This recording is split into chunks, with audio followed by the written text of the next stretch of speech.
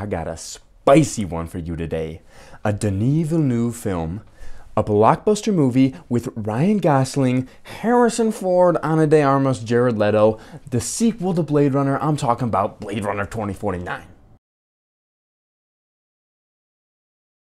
Officer K, played by Ryan Gosling, a new Blade Runner for the Los Angeles Police Department, unearths a long-buried secret that has the potential to plunge what's left of society into chaos. His discovery leads him on the quest to find Rick Deckard, played by Harrison Ford, a former Blade Runner who's been missing for 30 years. Wow. What an absolutely beautiful movie. I mean, stunning. Villeneuve is known for making very visually pleasing, grand movies. Some of his past titles you might just know. I'm talking about The Arrival, Prisoners, his most latest franchise, Dune, and Sicario. You can't say enough about the aesthetic of this movie. I mean, it's literally the definition of cyberpunk. And cyberpunk is a type of science fiction that takes place in an oppressive society, usually ruled by some sort of computer technology. I thought the music fit the film so well, and the sound really played a big part in the whole experience of the movie.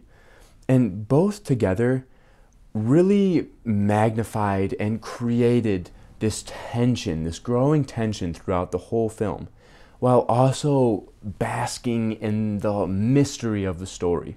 I really liked Ryan Gosling's performance. His character was very stoic and almost lifeless, but I think on the inside, while he's putting this perception of himself out, I think on the interior he was very sad and trying to find some sort of meaning in this weird life he lived. Ana de Armas plays Ryan Gosling's significant other in the film, but she's an AI program. So her whole arc is kind of facing the reality that she isn't a real woman. Now, I thought she did a good job, but I did feel like I've seen her play a role like this before. Jared Leto played the villain and honestly did a good job. I thought his character was really menacing. Now, it wasn't a super deep character. We really didn't get to learn too much about him, but for what it was, I thought he did a good job. And Harrison Ford plays his past character from Blade Runner and is basically Ryan Gosling's character. He's a replicant and he hunts other replicants. There wasn't too much about him. I honestly thought he might be in the movie more. I was kind of surprised. But, I mean, he was Harrison Ford, you know, another sci-fi movie, so. Some of the themes that were touched on in this film were definitely loneliness and also the question of whether you're real or not.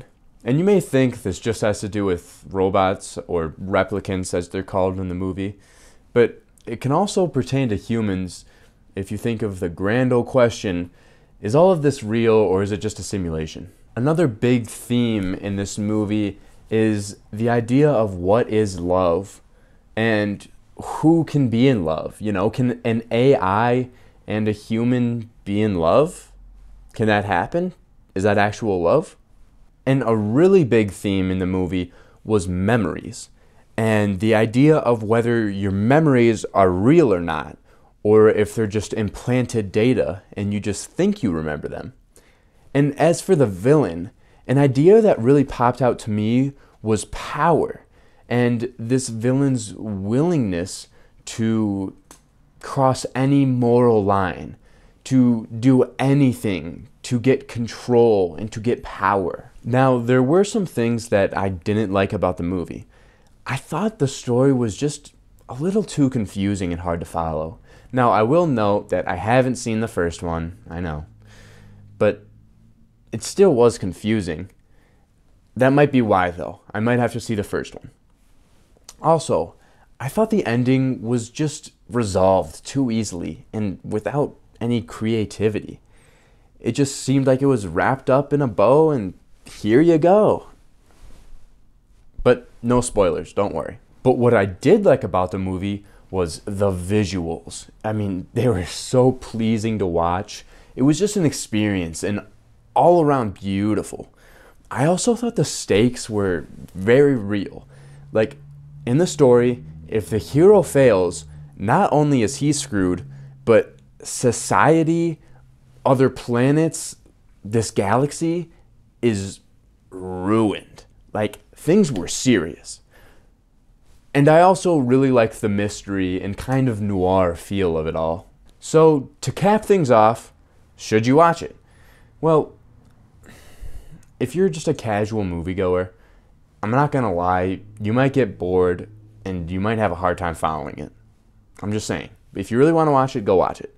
Now, if you're a big movie lover, I would say watch it. And especially if you like big blockbusters, you'll be entertained. Now, if you're a sci-fi cyberpunk fan, this is a must-watch. I mean, you've probably already seen it by now if you're a big cyberpunk fan, but if you haven't, watch it. Just for the visuals alone, you will be in heaven. So it got a 8 out of 10 on IMDb, an 88% on Rotten Tomatoes, and an 86% on Just Watch. Pretty good reviews. I would give it, honestly, like a 6.9 out of 10. It just really wasn't my thing, but it was really good. Well done. Ooh, shout out Roger Deakins. Killed it. I probably wouldn't recommend anybody let their kids watch this. You know, maybe a 13, 14-year-old. I don't know. I don't have kids. And you can watch it on Amazon Prime. You can rent it for $4. Watch, rent it on Vudu. The usuals. This was Blade Runner 2049. Thanks for watching. Please remember to like and subscribe. Absolutely demolish that like button and destroy that subscription button, okay? And leave a comment if you want me to review any other movies. Cool. Bye.